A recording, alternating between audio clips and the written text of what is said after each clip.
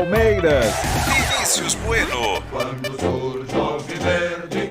Vamos lá, voltando aqui pra Rádio Bandeirantes, pros donos da bola, pra arrebentar a boca do balão, mostrar pra vocês tudo que aconteceu na rodada de ontem, o que vai acontecer hoje. Daqui a pouco o Ulisses Costa também fazendo o jogo do Atlético, né? Isso, River Plate do Atlético Atlético. e River Plate, né? Importante pra todo mundo. O Atlético arrebentando a boca do balão. O Cuca mostrando que pode ser bicampeão da Libertadores. Mas a minha pergunta pra você, Vinícius Bueno, que deve estar no motel, né? Deve estar no motel, aí, sei aonde você tá, que eu nunca vi você nesse lugar, porque você sempre está nos livros, né?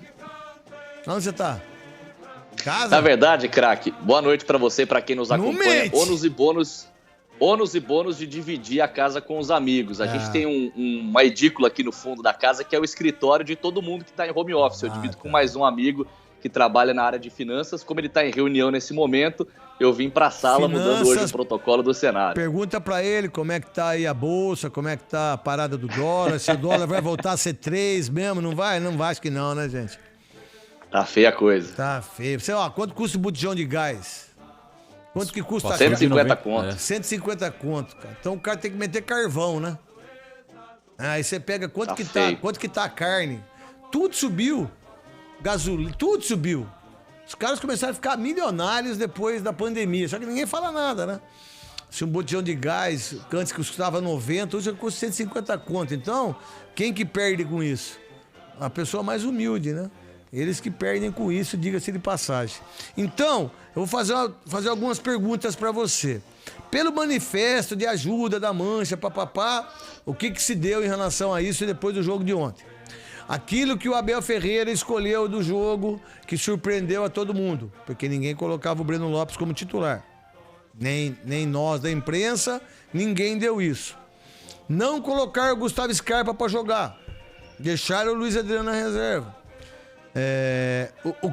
O que se colocar o Patrick de Paula só no segundo tempo e o rapaz fazer o gol. Achar que ganhou, que tinha que ter um vencedor seria o Palmeiras. No meu ponto de vista, não. Do Gustavo também falou que não, da Gabi também que não.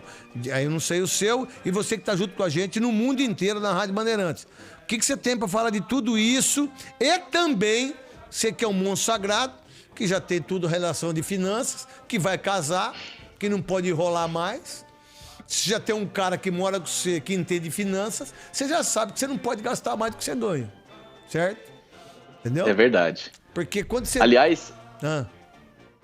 Aliás, o Rodrigo Capello, né? Não sei se vocês já debateram isso ou não, jornalista do Globoesporte.com, trouxe um dado, né? Simulando aquilo que normalmente ocorre lá na Liga Espanhola, né? Da questão do fair play, da utilização de 70% das receitas. O Palmeiras, segundo o Rodrigo Capello, se o modelo espanhol fosse adotado aqui no Brasil, o Palmeiras seria um dos 4 clubes que poderiam contratar o Lionel Messi por estar abaixo aí dessa questão dos 70% das receitas. E tem uma coisa também, até pra nós, se você ganha 1.000, gasta 800.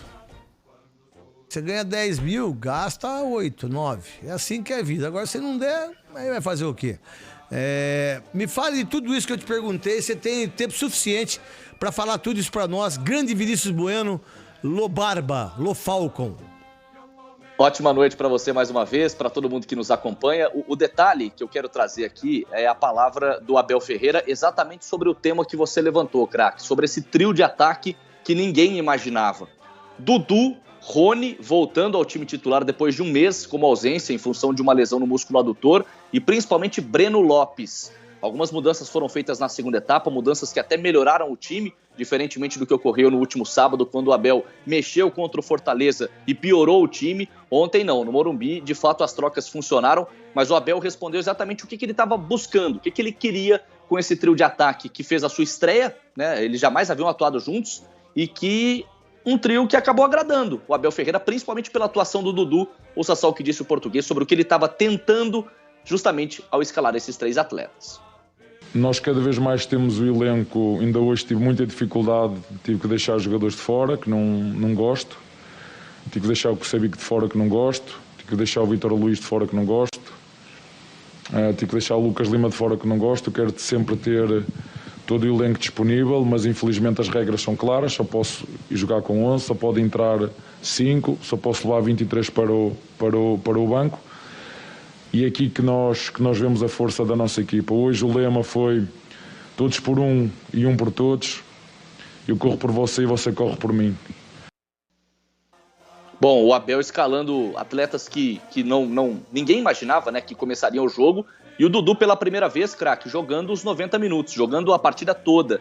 Ele entrou para esse duelo com apenas uma única partida, iniciando o jogo entre os titulares e 6 jogos feitos nessa retomada. E com uma média muito baixa. Ele chegou a jogar, por exemplo, 2 minutos só contra o Santos. Nessas 6 partidas, uma média de 28 minutos em campo. O Dudu ontem sendo titular pela segunda vez, terminando um jogo pela primeira vez e agradando bastante. Acho que foi o grande nome do Palmeiras no jogo, ao lado do Everton, né, craque? Não, então, mas aí a gente tem que falar pro Abel Ferreira que ele tem que mudar a regra, né? Ou se não, falar pro manda-chuva. Olha o manda-chuva aqui, ó. Fala pro manda-chuva, aí o manda-chuva muda a regra. Porque ele quer colocar o Lucas Lima. Pô, você quer colocar o Lucas Lima? Isso aí é fazer média em coisa que não precisa, cara. É fazer média em coisa que não precisa. Isso é muita média, diga-se de passagem. E acaba que o jogo... Chelsea Vídea Real. Chelsea campeão da Supercopa da UEFA nos pênaltis. O Kepa, goleiro, pegando a última penalidade. Pegou 3, eu acho que foi. E o cara que bateu... O título foi do Raul Albiol. E bateu mal, né? O capitão do Vídea Real. Bateu mal o pênalti. E ele só cai pro lado direito. Fez 3 defesas pro lado direito. E o Chelsea que já é campeão. Ó, campeão da Liga, da Champions, isso. Campeão da Supercopa e vai disputar o título mundial. A última chance que nós temos pra ter um campeão do mundo vai ser... Porque depois não vai ter mais. Depois vai azedar. Depois do outro formato não vai ter mais. Aí esquece que não vai ter mais, né?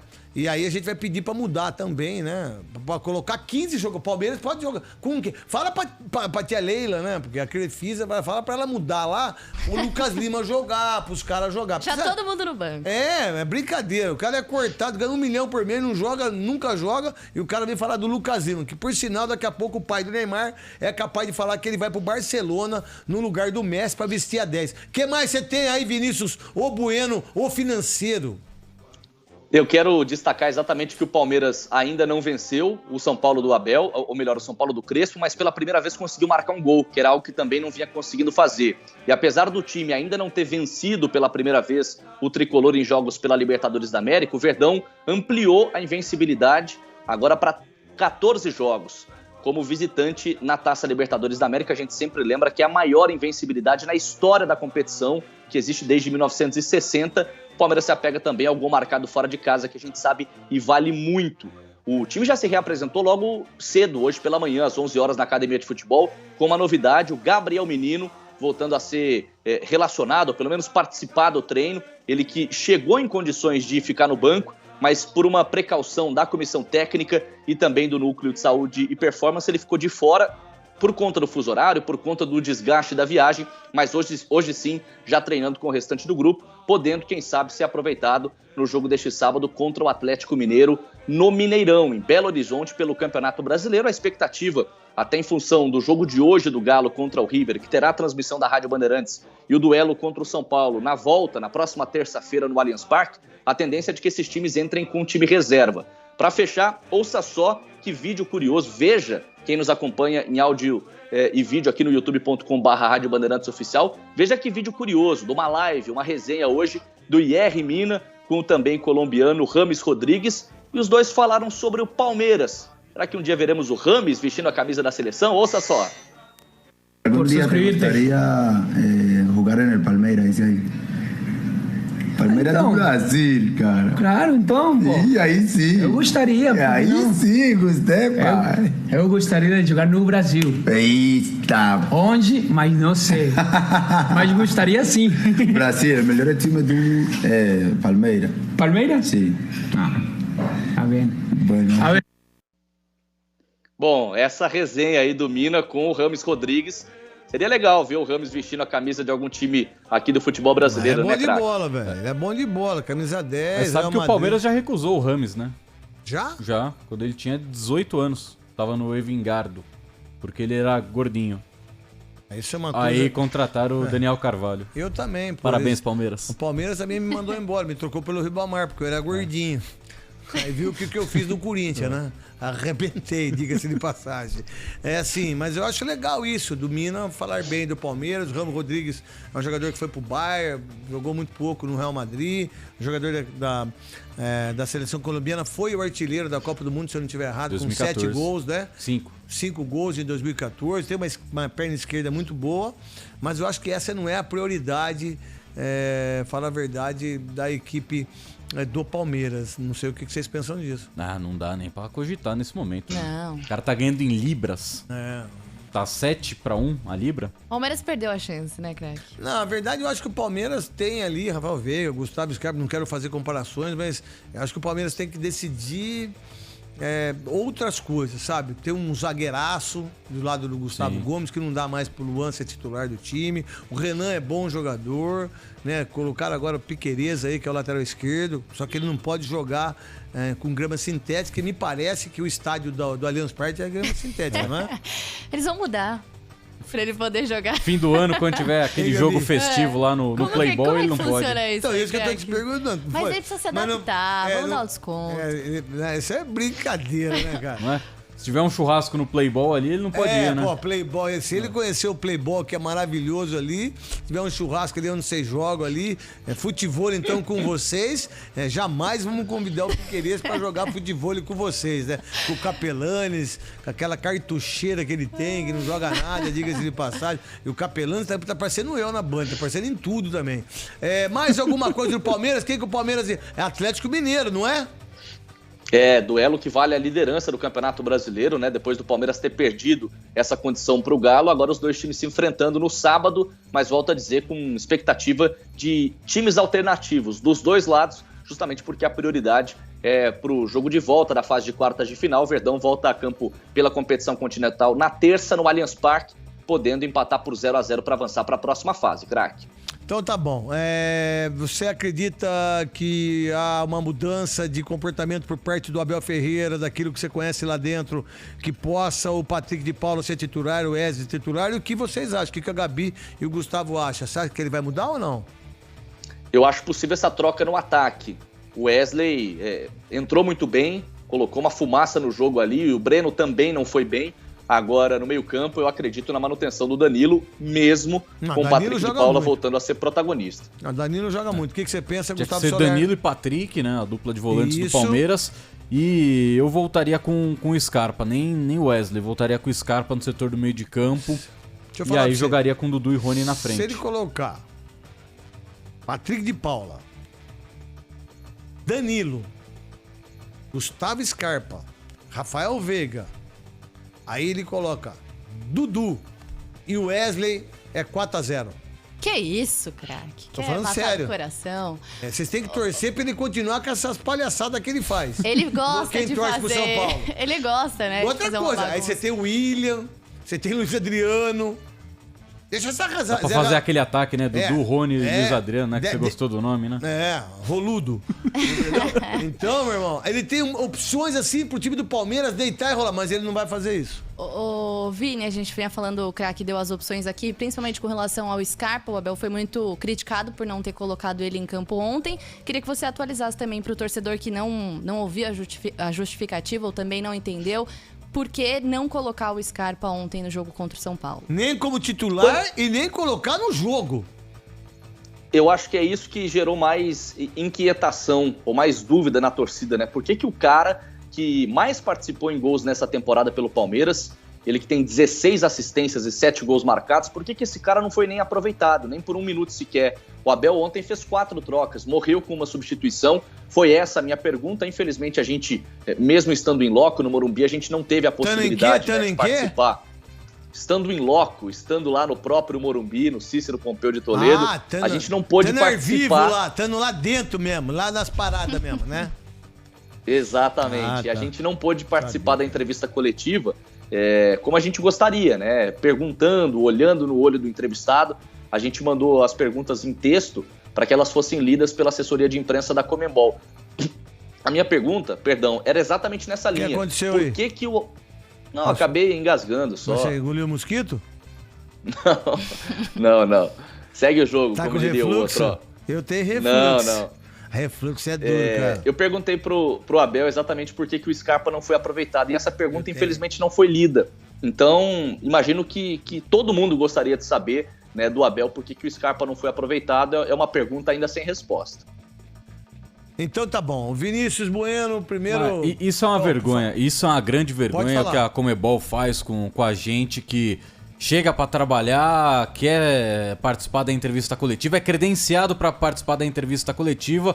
Eles colocam normalmente pessoas que não interpretam aquilo que você manda de mensagem. Normalmente as perguntas são muito mal lidas pelas pessoas da Conmebol. E aí, quando são jogos fora do país, né, os representantes da Conmebol são do país onde acontece o jogo, né? Então, quando o Palmeiras jogou contra time argentino, contra chileno, foram argentinos e chilenos que leram uma pergunta em português, em portunhol, para tentar fazer um técnico português de Portugal entender o que estava sendo dito. E aí fica uma grande salada, porque às vezes nem os caras entendem. E tem muito assessor da Conmebol que infelizmente também muda a pergunta na hora que ele tá lendo ali, ele quer fazer do jeito dele. Então infelizmente a Conmebol mais uma vez consegue pisar na bola com a gente. É mais ou menos como um treinador quando ele vai pro Japão, quando ele vai pra Ásia, vai pra Arábia, aí eles têm um intérprete. Se você não for legal com o intérprete, cara, o cara derruba você em 2 jogos. 3 jogos o cara te derruba. Entendeu? Você tem que ser malandro, velho. Às vezes tem que ser malandro nessa situação aí.